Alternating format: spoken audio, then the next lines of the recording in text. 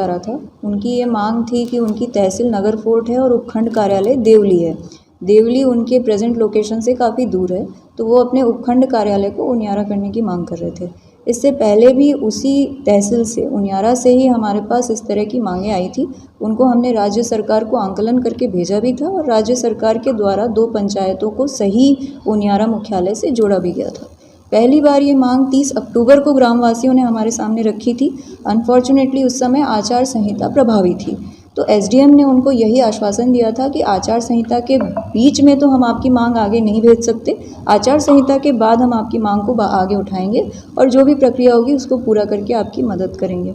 ग्रामवासी उस समय तैयार भी हो गए थे, परंतु 13 तारीख को ग्रामवासियों ने बहिष्कार का निर्णय लिया, जो कि उनका राइट है, वो चाहें तो बहिष्कार कर सकते हैं। उस समय कैंडिडेट ने उनके साथ बैठ के उसको थोड़ा सा ज़्यादा खराब रूप दे दिया। हुआ ये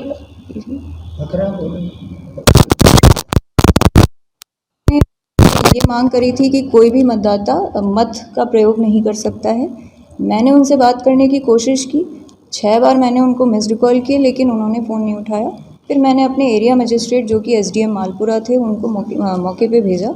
उन्होंने भी उनसे बातचीत करने की कोशिश की, उनको ये समझाने की कोशिश की कि आचार संहिता के दौरान तो हम लिखित में कुछ भी नहीं दे सकते, बाद में हम इनका आवेदन आगे बढ़ाएंगे। उनके द्वारा भी नहीं सुना गया। फिर उन्होंने मेरे से बात कराने की कोशिश की और फ़ोन भी ऑन किया और स्पीकर पे भी डाला, लेकिन फिर भी उनके द्वारा कोई भी रिस्पांस नहीं दिया गया।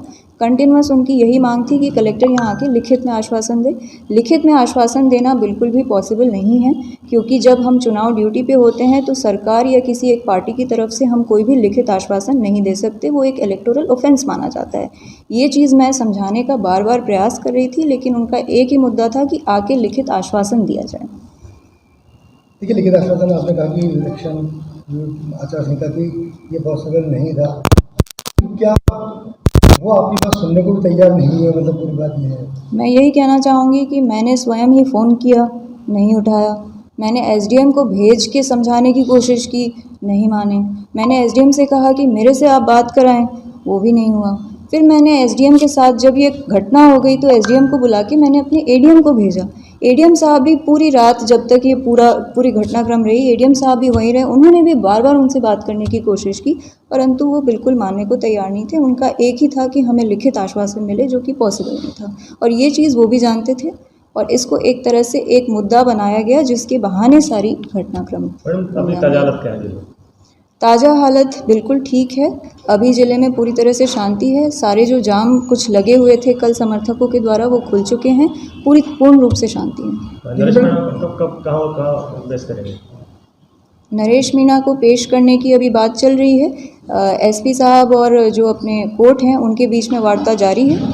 जैसे ही फाइनल होता है हम आपको बता देंगे। मैडम देखिए, इसमें ये था कि जब वहाँ एसडीएम पे थप्पड़ मारा गया तो एरिया मजिस्ट्रेट थे वहाँ पर, वो तो क्विक एक्शन क्यों नहीं लिया गया? आखिर ऐसी क्या मजबूरी आ गई थी? देखिए, इसमें 2 चीज़ें होती हैं। जब थप्पड़ मारा गया तो उस समय वो कैंडिडेट थे और पोल प्रक्रिया जारी थी। तो एक पॉइंट होता है कि पोल प्रक्रिया के समय कैंडिडेट को अरेस्ट करना अवॉइड किया जाता है, क्योंकि उनका भी हक होता है चुनाव के दिन प्रचार प्रसार करने का, तो उनके हक को हम बाधित नहीं करना चाहते थे। सेकंड, हमारे पास ये इंटेलिजेंस थी कि नरेश मीणा के साथ जो लोग बैठे थे उसमें से मैक्सिमम लोग बाहर के थे, और उनकी पूरी प्लानिंग ही ये थी कि एक रिएक्शन, एक तरह से ये एक ट्रैप था हमारे लिए। उनकी प्लानिंग थी कि हमसे एक रिएक्शन मिले और उसी बहाने वो बूथ पे हमला करें, अन्य बूथों पे भी हमला करें और पोल प्रोसेस को बाधित करें। तो हमने संयम रख के उस ट्रैप में अपने आप को गिरने नहीं दिया। हमने डिसाइड किया कि पोल प्रोसेस तक सब कुछ शांतिपूर्ण चलने देंगे, जिससे कि चुनाव सही से निपटे, और जब एक बार पोलिंग पार्टी और ईवीएम ठीक से रवाना हो जाएगी तब हम आगे की कार्रवाई करेंगे।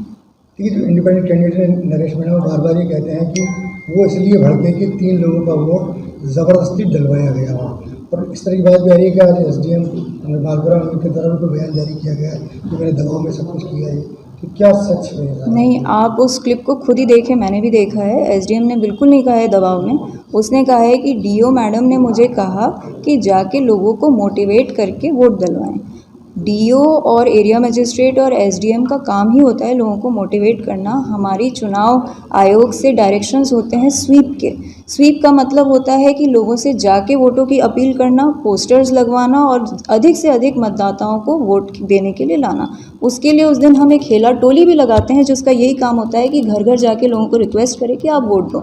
उसी के अंतर्गत एसडीएम वहाँ पे गए और जब उन्होंने देखा कि ग्रामवासी मतदान का बहिष्कार कर रहे हैं तो वहाँ जो सरकारी कर्मचारी मौजूद थे उनसे उन्होंने रिक्वेस्ट की कि आप में से कुछ लोग वोट दे दें। उसमें से कुछ लोगों ने जाके अपना वोट दे दिया और कुछ लोगों ने नहीं दिया। तो दबाव की कोई स्थिति नहीं। डॉक्टर किरोड़ी प्रशासनिक अधिकारी के साथ पहुंचे थे, क्या वार्ता हुई?